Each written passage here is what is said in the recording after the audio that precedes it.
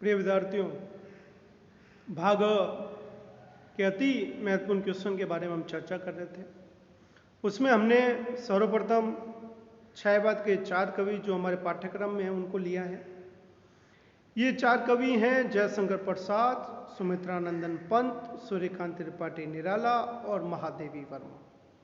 इन्हें छायावाद के 4 आधार स्तंभ या छायावाद की चतुष्टय भी कहा जाता है। हमने पिछले वीडियो में जो भाग अ की श्रृंखला में है जयशंकर प्रसाद को देखा था, उनके कुछ महत्वपूर्ण तथ्य जो भाग अ में संभावित है। अब हम उसी क्रम को आगे बढ़ाते हुए सुमित्रानंदन पंत के बारे में अध्ययन करते हैं। सुमित्रानंदन पंत छायावाद के विष्णु कहे जाते हैं। इन्हें प्रकृति का सुकुमार कवि भी कहा जाता है।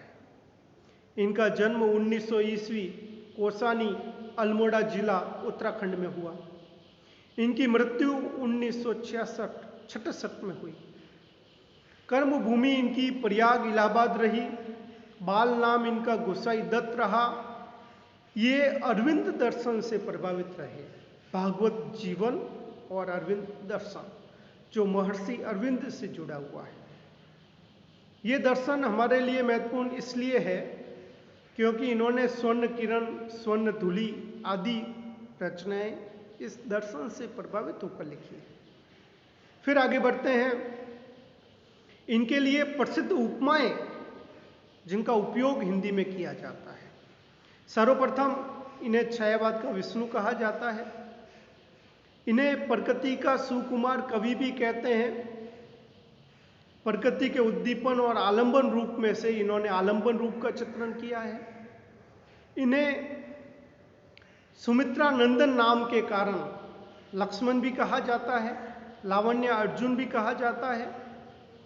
इनकी प्रथम कविता गिरजे का घंटा 1916 में प्रकाशित हुई। इनका प्रथम छायावादी काव्य उच्छ्वास 1920 में प्रकाशित हुआ। इनका जो काव्य यात्रा का चरण है बड़ा ही विस्तृत एवं व्यापक है। इन्होंने छायावाद में भी लिखा, प्रगतिवाद में भी लिखा, अंत चेतनावादी काव्य जो अरविंद दर्शन से प्रभावित है उस पर भी लिखा और नव मानवतावादी काव्य इस पर भी लिखा। इनका नव मानवतावादी काव्य बहुत ज़्यादा प्रसिद्ध रहा है। अगली स्लाइड में हम देखते हैं इनके अन्य के बारे में। इनका अंतिम छायावादी काव्य है गुंजन जो 1932 में प्रकाशित हुआ। इनके काव्य यात्रा में जो अंतिम इनकी काव्य यात्रा रही, अंतिम रचना रही, वो है लोकायतन 1964, जिन पे इसको सोवियत भूमि पुरस्कार मिला है। बहुत ही प्रसिद्ध रूस का दिया हुआ पुरस्कार। पंत को छायावाद का प्रवर्तक भी कुछ लोगों ने माना है। उसमें प्रमुख है नंद दुलारे वाजपेयी। पंत को हिंदी के साहित्य अकादमी के अलावा ज्ञानपीठ पुरस्कार, सोवियत भूमि पुरस्कार भी मिला है। ज्ञानपीठ इनको मिला है चिदंबरा पर 1968 में। साहित्य अकादमी इनको मिला कला और बूढ़ा चांद 1960 में। और सोवियत भूमि पुरस्कार आपको बता चुका हूँ लोकायतन पर मिला है। बहुत ही प्रसिद्ध रचना है, बहुत बड़ी रचना है।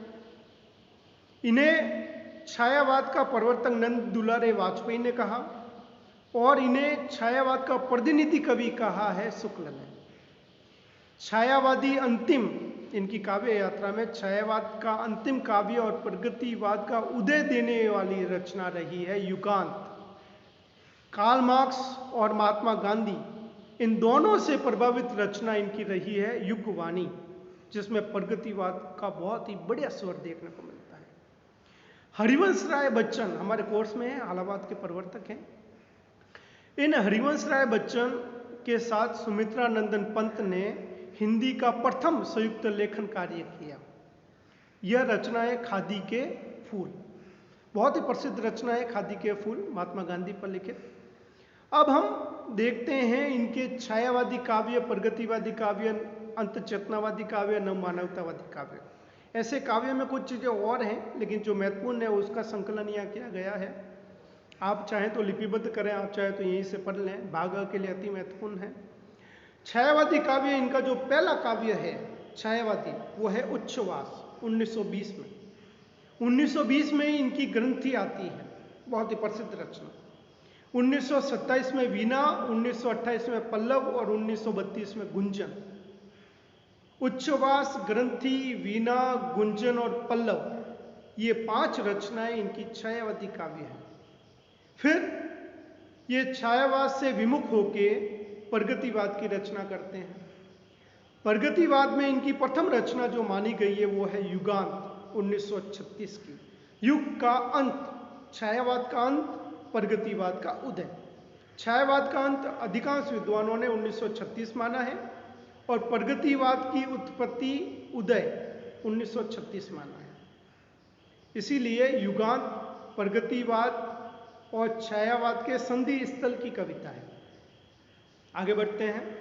युगवाणी, ये 1938 में लिखी गई और ग्राम्या 1940 में लिखी गई। इस प्रकार आप देखेंगे युगांत, युगवाणी और ग्राम्या, ये तीनों रचनाएं इनकी प्रगतिवाद की रचनाएं हैं।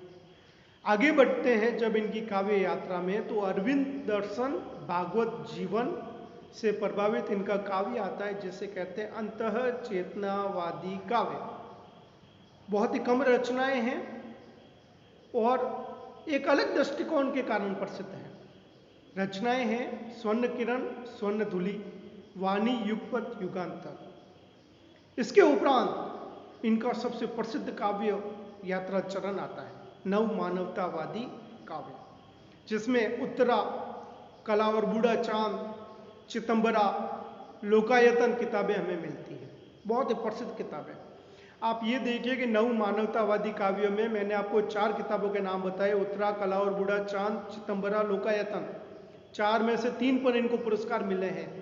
एक तो सोवियत भूमि पुरस्कार, सोवियत संघ रूस के द्वारा दिए जाने वाला लोकायतन। चितंबरा, कला और बूढ़ा चांद, इन पर भी इनको साहित्य अकादमी और ज्ञानपीठ मिले हैं। परीक्षा में पूछ सकते हैं कि कला और बूढ़ा चांद, चितंबरा, लोकायतन, इनकी कौन सी काव्य यात्रा से जुड़ी हुई है, तो आपको ध्यान में रखना ये नव मानवतावादी काव्य धारा है। फिर हम चलते हैं इनके पाठ्यक्रम के बारे में, क्योंकि पाठ्यक्रम में अधिकांश पूछा जाता है कि परिवर्तन कविता किसके द्वारा लिखित है। लंबी कविता है परिवर्तन और महत्वपूर्ण कविता है, परीक्षा में इससे जुड़ी हुई व्याख्या पूछी जाती है। पाठ्यक्रम की बात करते हैं। नौका विहार, जिसमें प्रकृति का चित्रण है। धृत जरो, ये इनकी प्रगतिवादी रचना है। पुरातन प्राचीन चीजों को नष्ट कर एक नया निर्माण। वाणी, इनकी प्रगतिवादी रचना है। ताज, ताजमहल पर केंद्रित। मृत्यु के अमर, अपार्थिव पूजन से संबंधित। और अंतिम में परिवर्तन, लंबी कविता, बहुत ही महत्वपूर्ण है। पाठ्यक्रम की कविताओं के नाम अवश्य याद रखें और ये किन पर आधारित है, किन विषय पर, ये किसका चित्रण, वर्णन, अंकन करती है, वो आप अवश्य ध्यान में रखें। हम छायावादी काव्य धारा के अगले कवि सूर्यकांत त्रिपाठी निराला के बारे में बात करेंगे नेक्स्ट वीडियो में। मैं आपको अवगत करा दूं, भाग में 10 क्वेश्चन पूछे जाएंगे, आपको 5 अटेंड करने हैं। 5 क्वेश्चन 25 नंबर के हैं, अर्थात प्रत्येक प्रश्न 5 अंक का है। और मैं इसी के ऊपर आपको कुछ महत्वपूर्ण जानकारियां प्रदान कर रहा हूं। हमने सर्वप्रथम छायावाद की चतुष्टयी लेने का प्रयास किया, जिसमें हमने प्रसाद के बारे में एक वीडियो बनाया, एक पंत के बारे में ये वीडियो है। नेक्स्ट वीडियो निराला के बारे में होगा, उससे नेक्स्ट वीडियो महादेवी वर्मा के बारे में होगा। अगले वीडियो में मिलते हैं, तब तक के लिए धन्यवाद।